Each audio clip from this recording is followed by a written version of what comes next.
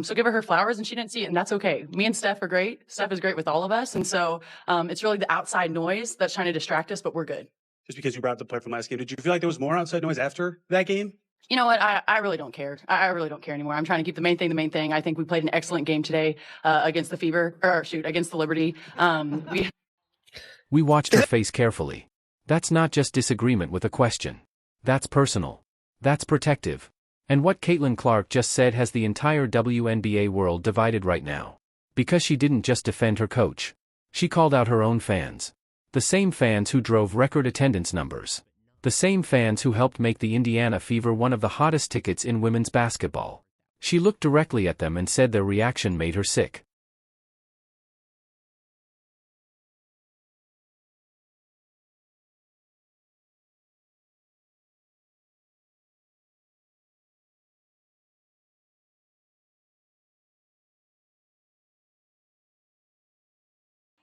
So, let's establish what actually happened here. Before the Indiana Fever's game against the Liberty, fans at Gainbridge Fieldhouse booed Stephanie White during the pre-game introductions. It wasn't just a few scattered boos or mild disapproval. According to multiple reports from people who attended the game, the reaction was loud and lasted long enough that it couldn't be ignored. This wasn't about one bad play call or one questionable substitution. It was the result of weeks of frustration building up and finally coming out in a very public way. And here's the context that matters. This happened after Stephanie White made comments that fans understood as calling them divisive. She talked about outside noise affecting the team and suggested that fan criticism was creating problems around the team. For a fan base that had spent an entire season supporting the Fever through the good and bad moments, buying merchandise, traveling to away games, and defending the players on social media, those comments felt like a slap in the face. Be with the sneak this. They played a good game against themselves. Damn. We played ourselves. Yeah, Nice, Sophie. we won. We shared the ball. I think our defense was really good. I think in the third quarter we kind of were a little slumpy, but we got it back, and that's what's important. And we're trying to focus on the big picture here, and I think we really needed this win, and that is our focus: is every day trying to get. Now listen to how Caitlin frames this. She's not just defending Stephanie White's coaching decisions. She's making it about humanity, feelings, and empathy. She's saying Stephanie White is human, she has emotions, and sometimes the criticism gets to her. And that's absolutely true. Nobody is disputing that. Coaches are human. They have bad days, and they feel the pressure of criticism. But here's what's missing from that argument: fans are human too. The people who booed Stephanie White aren't just faceless trolls on the internet. They're Indianapolis residents who bought season tickets. They're parents who brought their daughters to games to watch Caitlin Clark play. They're working people who spent money they had budgeted specifically to support the team. And when the coach turns around and appears to blame them for the team's problems, or describes passionate fan reactions as divisiveness, those fans have feelings too. They care about the team, they spend their money on the team, and they believe they have the right to speak up when they are unhappy with what they see. I just gotta be honest. I'm not surprised whatsoever.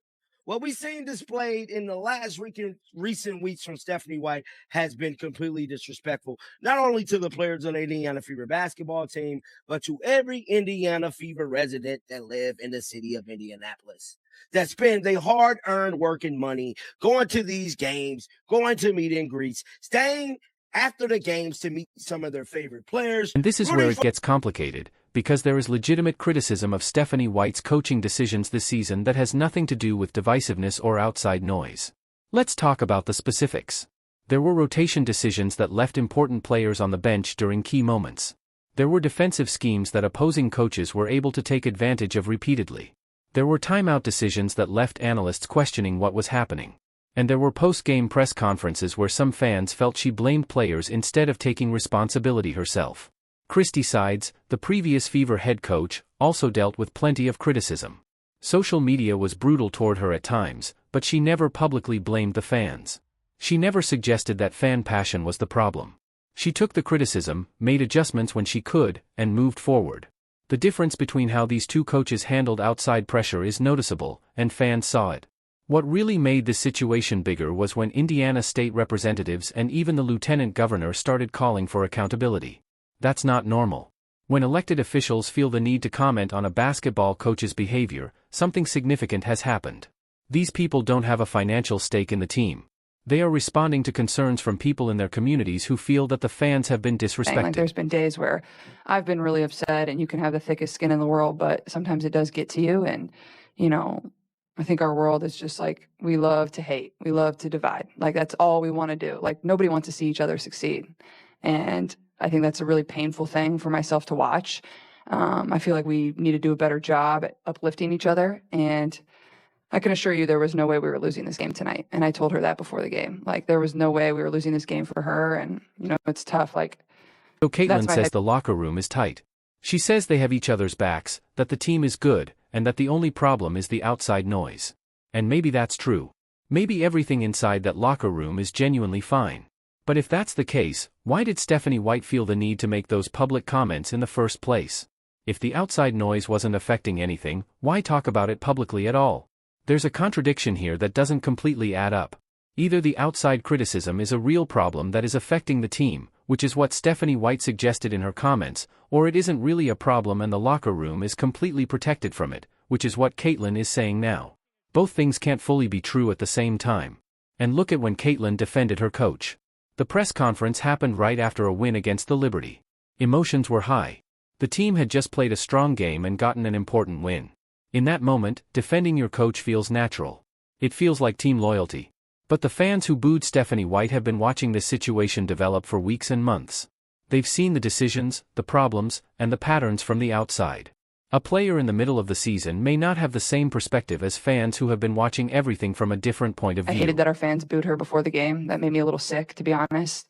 Whoa. And you can disagree and this and that, and I get it. It's professional sports. People are going to boo, but like at the end of the day, that's our head coach, and we're going to ride for her, and we're always going to have our back, and that's never going to tear our locker room apart. So I just love her, and I feel for her because I know it can be a lot at times, and she does a great job a lot of times blocking it out, but there's other moments where it can get under your skin, and that's just being human, and that's just life. Like, there are tough days and there are tough moments, but just proud of our group. Like, wow. I think we showed like what we're all about tonight. Like, we came out, we had fun, we shared the ball, and we played with joy and a smile on our face, and to be honest, we really just did it for her, and we did it for each other and now, the girls. This part right here is crucial.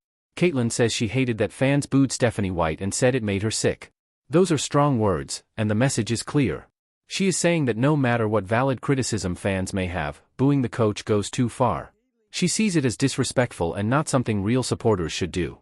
But let's look at that logic. Professional sports have always included strong reactions from fans. Booing is one way fans show that they are unhappy when they have no direct way to speak to the owners or management. It does not always mean they personally hate someone or want something bad to happen to them. Sometimes it simply means, we disagree with what is happening, and we want change. That's part of professional sports. Teams take fans' money, and fans should be able to express their opinions about what they are paying to watch. The alternative would be silent support, where fans pay high prices and never complain no matter what they see. That's not really fandom. That's just watching without being invested. And the irony is that Stephanie White's job exists partly because fans care enough to buy tickets, watch games, and support the team. The WNBA's growth, bigger media deals, and higher player salaries all depend on fan engagement. You can't have passionate fans who help drive revenue and then expect them to stay silent whenever they disagree with a decision. I feel what Caitlin is saying, because she's adding a human element to it, as basically saying Stephanie White has feelings too. Here's what I have to say about what Caitlin just said. Caitlin, fans have feelings too. Fans aren't just tags on the internet, aren't just names on Twitter. Behind every account. Here's what makes this situation especially difficult for Caitlin Clark. She's in an impossible position. If she doesn't defend her coach, that becomes its own story. Headlines could say, Clark refuses to support embattled coach, or tension in Fever locker room as star player stays silent. She could be accused of throwing Stephanie White under the bus, being disloyal, or creating division.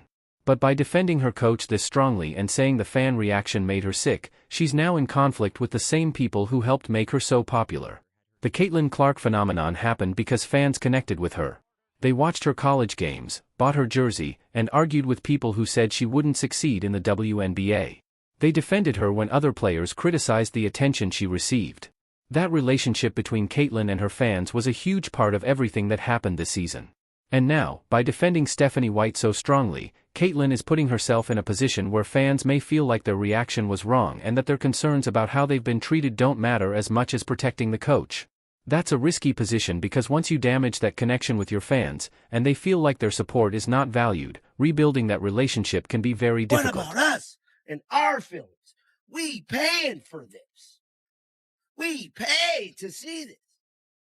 We're not paying our money to see a coach throw our players under the bus, Caitlin.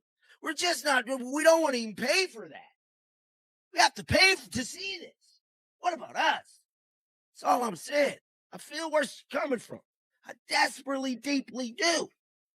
But what about us? Get down in the comment section. Let me know your thoughts about this. Keep them bells on. Until next time, man. Let's talk about what Stephanie White actually said that caused this reaction. She talked about division in the league, outside voices trying to break apart what they had built, and how the noise was affecting her team. The way she explained it made some fans feel like fan criticism was being treated as the problem instead of looking at what was happening inside the organization. But fans did not create the controversies this season. They did not make the coaching decisions that failed. They did not create the awkward media situations. And they did not make the roster moves that left people questioning the direction of the team. Fans simply reacted to those things. There is a big difference between causing a problem and reacting to it. When coaches or players blame outside noise, fans can feel like they are being told to stop questioning the team's performance. They want support, but they also need to accept accountability. They want fans to show up and cheer no matter what happens, but that is not how professional sports work. Every team deals with criticism. Successful organizations listen to their fans, deal with real concerns, and then move forward.